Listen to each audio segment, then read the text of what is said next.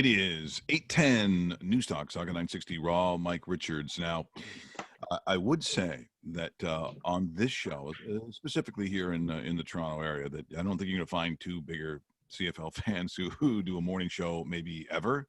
I for years where I've had to fight people off, and you know what? As a CFL fan, I don't mind the odd scrap. I don't mind the odd fight. If someone says, "What do you think of the CFL?" I'm like, well, let's go to the parking lot. Let's find out. You want to find out what it's like to be a CFL fan?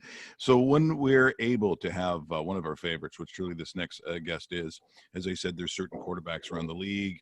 You know, people get a little pissy about who they like. Well, everyone liked this guy. Tom Burgess joins us here this morning. Good morning, Tom. Good morning. Well, thanks so much for joining us because, it's funny. When you're a CFL fan, you tend to kind of like everybody. But there are certain quarterbacks, and let's go to our good friend Ken Austin, who I know pretty well.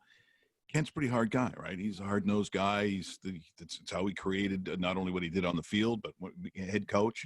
So sometimes you probably really love the guy, and then sometimes you wouldn't.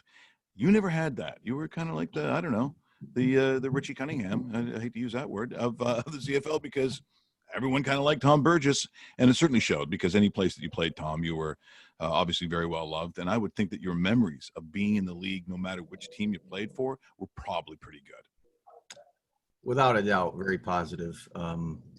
I've been back to Saskatchewan a few times, and it's really kind of interesting that still have a lot of love for the old Saskatchewan Grey Cup days, and I was part of that, of course, and I haven't been back to Winnipeg in quite a while, but this year contacted because they were in the Grey Cup, and it's kind of nice to sort of reminisce about those years as well.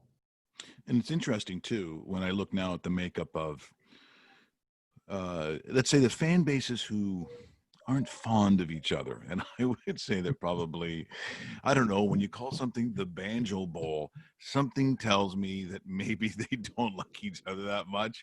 And I don't know if you could feel it back then, but if you look at the rivalries of the teams that you played on, when you look at the Winnipeg-Saskatchewan rivalry, still pretty intense. I imagine you have some memories of that. Yeah, and I was on both sides of it, of course. Yes. So if you go back to throw a few names out with Ty Jones, James West, that era of player, Rod Hill, of course. And when I was on Saskatchewan, these are guys you love to hate. I mean, really hate. And then, of course, I went to the other side, and those were the guys I really loved. I mean, they're the best team going. So, that's how powerful emotion gets in the game. But that was certainly as strong a rivalry as I was ever involved in. Tom, a regular contributor to our show is Chris Walby. He's probably on with us at least once a month. We haven't had him on in a bit just through COVID-19 and so forth, but he is probably going to be on shortly. He talks highly of the 1990 team that you led and annihilated the Edmonton Eskimos in the Grey Cup final. That was maybe one of my personal highlights growing up in Winnipeg and watching the domination of the defense. You were offensive MVP of that game. Outside of the third quarter where you guys blow up for 28 points, which, by the way, is still a Grey Cup record, what do you remember about that game? And you beat a very good Eskimo team badly. Like Tracy Ham is a Hall of Famer, and you guys kind of took care of business start to finish. Well, the first thing I say about Chris Walby is he's the opposite of the mold that I just gave you because I didn't hate him when I played against him. I didn't hate him until I played with him. That's obviously not true, but he was some of the most fun I've ever had playing football because talk about spirit. I mean, he would not be shy about wanting to call my plays for me.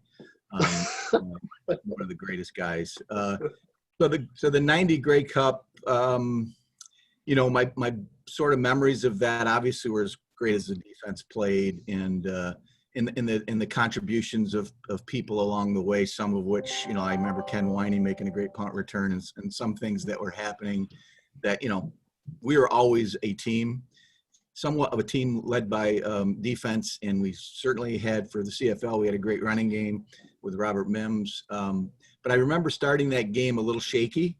Yeah. And I just remember all of a sudden everything landsliding our way. As much as I can remember individual plays, it was one of the few times that season where I don't know, beginning of the fourth quarter, I was out, the game was over. And that was kind of Yeah. a special feeling to just say, it's, it's over. It's already done. We won. But I've got a lot of great memories. My good friend, Warren Hudson, I'll never forget the way he celebrates his touchdowns and his little dive spike.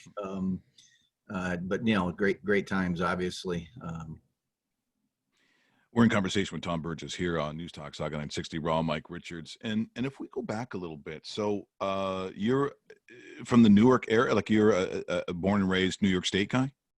I grew up not far from Toronto, right near Rochester, New York, and I'm back in that general area now. Now, so when so high school was Rochester for you? You were high school there? I went to high school. Yeah.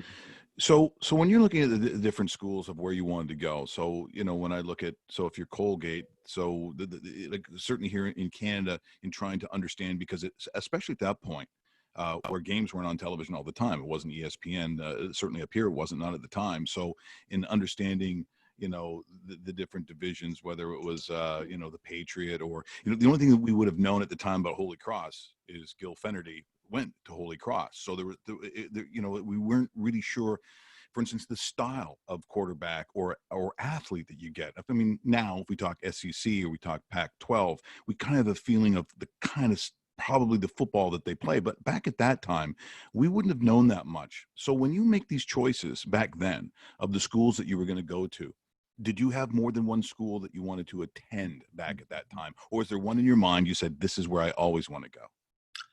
If you go back far enough, Notre Dame was a dream, Right. but never coming close to realized. I grew up close to Syracuse, so that was probably the closest, best football. But growing up in the Finger Lakes, small town, not a hotbed of football, not where scouts come to find their diamonds. Obviously you're limited to what is available to you. And if I put myself back in that time frame, I wanted to play at the best program I could. And what was interesting is I never got the accolades as a quarterback in high school. I actually got them as a defensive back. And I actually signed to commit to Colgate. And you asked me which schools. Colgate, Princeton, and Cornell were really my three. And I chose Colgate because they brought in a smaller class. So I thought the commitment was greater and it was a better program. And it's interesting because I chose it at a time where they were actually slotting me for defensive back. And there's no chance in holy hell I was going to play defensive back. I'm not fast. But I kind of had the confidence they probably would see their way to bringing me back to quarterback, which they did partway through that recruiting season after I'd already committed. So I went there, and I went there at a time where they had just committed to a sophomore who ended up setting 66 school records. So I was the backup quarterback for 3 out of my 4 years there and had that 1 year. And it was a very good year, obviously. And, I'm not saying the NFL would have come calling if I had 2 good years because I started as a junior because I wasn't the prototype. But certainly if you only play 1 year, you're not getting noticed by the NFL, at best be a camp arm somewhere. And Tom Dimitroff from the Ottawa Rough Riders, and they had protected me somewhere along the lines. And, there you have it. They signed me in March of 86 and started a 10-year run. Yeah, the Ottawa Rough Riders, exactly. So when you're in that area, considering how close you are to the border, you had a pretty good working knowledge of the CFL anyway, didn't you? Because I know a lot of times some of your Texas-born players, some of your Florida-born, California-born, it's like CFL, that's foreign to them, but it may not have been that foreign to you. It was not foreign for a couple of reasons. First of all, I think you're right, an adjacent state. But I was a football junkie. I mean, everything football. And as a quarterback, you looked for idols and guys that you wanted to be like. And certainly I had my NFL favorites, but, Dieter Brock, all these, Ferragamo went up there. Don't remember the year. So I was well aware, and ESPN started showing some CFL games. Mm-hmm. So again, as a football junkie, I was looking for football to watch. And I enjoyed it because it was different. Lots of throwing, obviously, and, just trying to understand those differences and rules, how it changed the game. Even as a high schooler, I can remember thinking about it.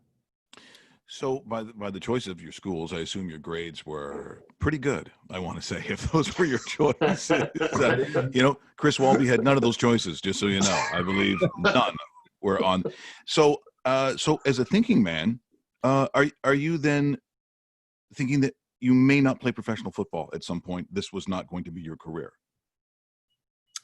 So I told you about my story about how I chose my college. It wasn't based on the academics, although I knew that I was going to go. I mean, I told you the three choices, so they were all good schools. But I was not thinking about academics. I was thinking about football. And people ask, I tell them my dream was always to play professional football. But after sitting the bench for 3 years, I think that dream got shelved. I mean, it was always latent back there, but not really at the forefront. I had no idea what I was going to do. And so, I guess to answer your question, football was always a priority as much as I knew I was falling back on a good education. Fan question for me, Tom. Growing up, I saw Cal Murphy rule the Bombers for over a decade, almost iron fist-like at times. You play for Mike Riley, which was one of my favorite Bomber head coaches of all time, right up there with Dave Ritchie, who was in the 2000s. The contrast between coach and general manager as a star player on the team, did you see the night and day comparison that I did as a kid, or is this something that I'm just kind of dreaming of, and they were both kind of hard asses? How did that work? Oh, Mike was not a hard ass. Mike was as good a person as you might think he is by the impression he leaves. Cal was quiet. I honestly didn't have that many interactions with Cal when the 2 years I was there, and did have a lot with Mike. And you mentioned Dave Ritchie. He was on the staff as well. I like Dave a lot. They were different as night and day, but I think Cal, by his silence, allowed the fact that you thought he was a badass. Yeah. I don't know if he was actually. I didn't have a good relationship with Cal. I didn't have a bad one necessarily either. I didn't really have a relationship with Cal throughout those years. My relationship was Mike. Mike was good to me, and when I kind of was having conversations relative to what we were doing, vision wise in football, it wasn't with Cal. It was with Mike, if at all. Yeah. Tom, what I think is Mike is truly one of the, he's your favorite. He's mine too. He's right up there. I've had a chance to talk to him over the years at different times, whether he was in San Diego or Oregon State or down in Nebraska or what. I mean, I always think when you're hiring a guy like that, if I'm talking about mentorship, if I have a son who's going to a program, I mean, you're not going to get a better human guy than that. I mean, I realize all programs, especially the big ones, sometimes the coaches, they barely know the guys, so depending on who they have recruited and how they did it. But I can tell you that as you would know personally, that if my son going to a school and he's the head coach, then that's a home run for me, whether my son goes on to play football or not. I'm also just curious too, when you look at the style of play, and now that and I'll talk about the NFL for a second, it's they talk about RPOs, they talk about all these seemingly new things that have come into the game. I'm like, well, if you want to talk about the run pass option, I think the CFL's been doing it since about 1964. You played a style of game now and that you played back then that seemingly with the Patrick Mahomes, and you go down the list, even Russell Wilson, to us as to me as a 57-year-old CFL fan, I've seen that for quite a while in our league. The CFL has always played that style of ball. I think the CFL has had influence on the NFL greatly. I mean, you remember, or maybe you don't, but CFL was doing those quick wide receiver type screens way ahead of the NFL, putting them in. The 2-minute offenses during the games, I think, certainly influenced from the CFL. Some of the pass routes and combos are, so. I think the NFL, a lot of those coaches had some influences coming up here and looking at it. I think the CFL was somewhat of a petri dish of pass offense for the NFL as they converted to pass offense. Not 100% in any way, but I think the CFL probably had more influence on the NFL than vice versa, other than the everybody loves football influence. Well, Tom, I'm glad to see you doing well. Family's good. Everything's good where you are. Everything's good. Yeah, Good. that's nice to hear. Well, you've certainly given us up here north of the border, even though it's just a little north from where you are. And sometimes not like talking to Dieter in Alabama, where sometimes we don't get every word that he says. Like, there's occasional sentence that sneaks by, and I'm like, I'm sorry, Dieter, I didn't get that last part. But the joy that we get as CFL fans, and for what you gave us, is truly a gift, Tom. Like it really is, for us to gather by the TV, see that kind of excitement, that kind of commitment, and the joy. So I know Dave, and certainly you can take it from here. But as a Oh yeah. Bomber fan, thank you for that time, because Tom truly is a gift. Well, I appreciate to hear 25 years after I had quit playing the game, people out there that still care. Yeah. But do me a favor and tell Mr. Walby I said hello. Well, he'll be on next week, and we will tell him that. And on behalf of Bomber Nation, thank you, number 13, because you were outstandingly great. I will never forget 1990. I chat with one of my good friends who lives in Edmonton now, and he says to me, best Tom Burgess story. I don't know if you remember this, but East semifinal versus the Toronto Argos. We look like we're dead in the water. You scramble for 20 yards out of nowhere, setting up a Trevor Kennard game-winning field goal, 2017, make the final. We're going to the Grey Cup, and that was one of the best semifinals ever. I don't usually fanboy out on this, but when I have Tom Burgess on, or Tom Clemens on, or Dieter Brock on, my three favorite quarterbacks, I'll do it. I'll do it. Thank you, sir. It was sure a long clip for me to run 25 yards. But I don't know if Rod Hill remembers this, but I remember coming off the field and him saying to me after that play something like, "You're a good football player," or something like that. And for a football player to hear it from another good football player, I mean, that kind of sticks. And it's such a simple statement. You're a good football player, but it implies that you do what it takes to get there. And I did have that fortune. Yeah, and you certainly did it. And you did it the right way too. Tom, thank you so much for joining us here this morning. Best to you and your family. Thank you. Should the Bombers get somewhere again and people want to make that comparison to other quarterbacks, we would love to have you back on the show again. Sure, anytime. Yeah, thanks, Tom. Thank you. Thanks, Tom. Tom Burgess joining us here this morning on Raw, Mike Richards, and that was a pleasure.